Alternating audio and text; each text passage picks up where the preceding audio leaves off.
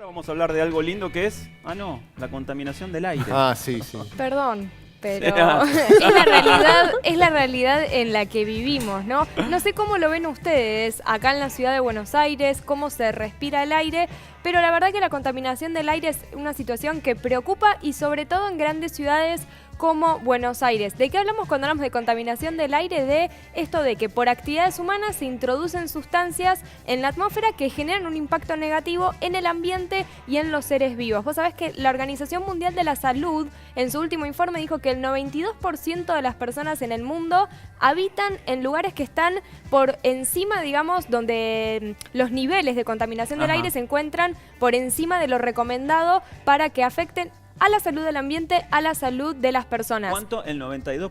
92% de las personas en el mundo. ¿Por qué es esto? Porque habitan mayormente en ciudades. Claro. Ahora, acá en Latinoamérica tenemos la idea, una idea que no es errónea, sino comprobada, de que Santiago y México, Ciudad de México, son dos de las ciudades más contaminadas. Y no tenemos tanta idea de Buenos Aires. ¿Cómo estamos en comparación con otras ciudades? Bueno, como bien decís, Ciudad de México y Santiago de Chile son de las ciudades de América Latina que se encuentran en los rankings, digamos... en los puestos más altos de contaminación. Sí, en los peores puestos podríamos llegar a decir. En ambos existen, en el caso de México, se llama cuando ellos envían como el alerta ambiental o de contingencia ambiental, que ¿qué significa eso? Que cuando se supera determinado nivel de contaminación del aire, no pueden salir todos los vehículos juntos, sino que tienen diferentes estrategias de, por ejemplo, salen las patentes que terminan en determinado número o en determinada letra. En el caso de Buenos Aires, en el último informe de la Organización Mundial de la Salud, lo que dice es que estamos por encima en un 30% de lo recomendado. Ahora bien, ¿qué es lo que genera contaminación del aire? Principalmente en las ciudades, los vehículos que obviamente funcionan con explotación de combustibles fósiles. Todo lo que sea, sobre todo vehículo particular, o sea, no es lo mismo si todos nosotros nos movemos para venir al programa en un vehículo o en dos, que si cada uno viene con vehículo. Las emisiones y la contaminación que se genera en el aire es mucho más. Después también las industrias, que quizás necesariamente no están en el medio de la ciudad, pero que se encuentran sobre todo en los alrededores, en provincia de Buenos Aires, y también genera contaminación. Vos me preguntaste recién en el caso de América Latina, ¿cuál es la ciudad de América Latina que tiene más contaminación del aire? Y es Coyhaique, en el sur de Chile, una ciudad que tiene 63.000 habitantes, que no es una ciudad, digamos, súper urbanizada. ¿Y cuál es la principal causa? El tema que lo que utilizan, digamos, como combustible y demás es la quema de leña. Entonces, eso también ocasiona, eliminación de ciertas sustancias a la atmósfera. Exacto. Déjame agregar también que, digamos, no solo con las contaminaciones del aire son en las afueras de los hogares, sino también adentro del hogar. Es decir, en el hogar nosotros producimos otros gases contaminantes, como por ejemplo el monóxido de carbono, que lo producimos utilizando estufas que hacen mala combustión y otro tipo de productos, como por ejemplo los hogares a leña. Sí, eso es gravísimo. Ahora, vos como científico, ¿cómo nos podés traducir la contaminación del aire y la manera en la que afecta a nuestros cuerpos? Bueno, básicamente, digamos, los contaminantes que se emiten al aire, tenemos una plaquita preparada para mostrarles cuáles son.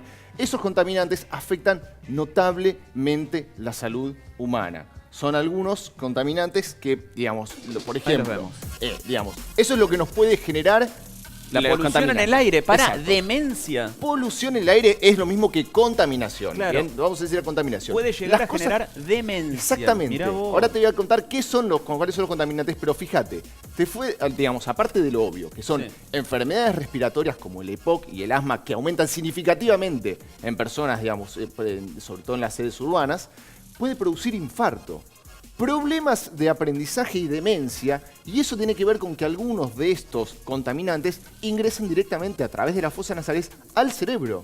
Directamente. Impresionante, claro, estamos respirando tóxicos, entonces si lo pensás desde ese punto de vista suena más lógico. Exactamente, digamos, y ahí tenemos la segunda placa en donde vamos a ver exactamente cuáles son esos contaminantes.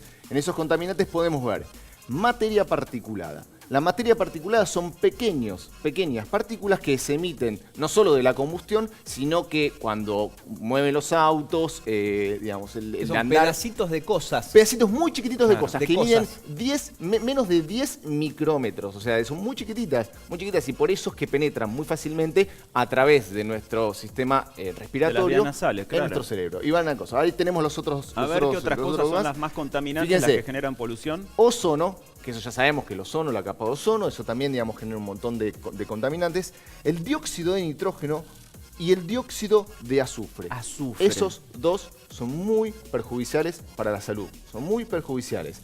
Entre las otras cosas que nos puede producir estos contaminantes, aparte de demencia, problemas respiratorios, infarto, y se estima que aproximadamente 7 millones de personas al año, 7 millones de personas al año mueren por causas relacionadas con la contaminación del aire. Es un montón, es un tocazo de personas que mueren por cuestiones que tienen que ver con la utilización de los automóviles, con la contaminación producto de la quema de combustibles fósiles, las industrias y la mala asignación de recursos para poder controlar la polución y la contaminación en el aire. Es muy impresionante. Por eso es importante, para no quedar solo con lo negativo, qué es lo que se puede hacer, digamos, importante a nivel desde las políticas, ¿no? Obviamente, más espacios verdes en las ciudades, ¿no? Y esto de incentivar, que ya se está viendo un poco en la Ciudad de Buenos Aires, el tema de lo que se llama movilidad sustentable, es decir, transporte público, uso de la bicicleta,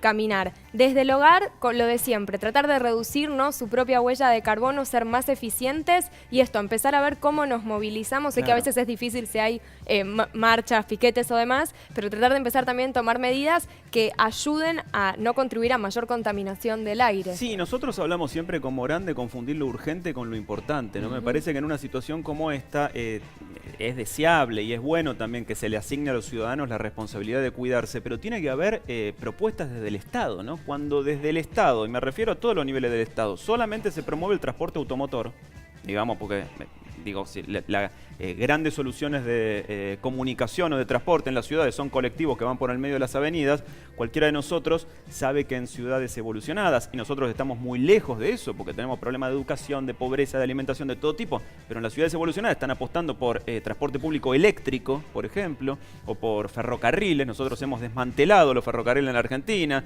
y hemos apostado a la nafta y a los camiones y a los colectivos.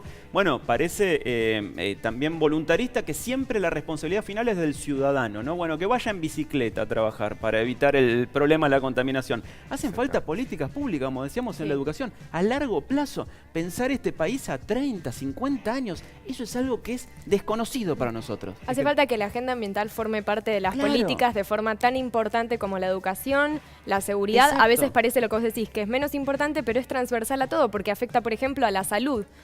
¿Qué es lo principal? Perdón, ¿qué es lo principal? Cuando decimos la salud, es la salud. O sea, Exacto, no, por eso, no se 7 jode. millones de personas es la sexta parte de la población argentina, para que lo puedan mensurar.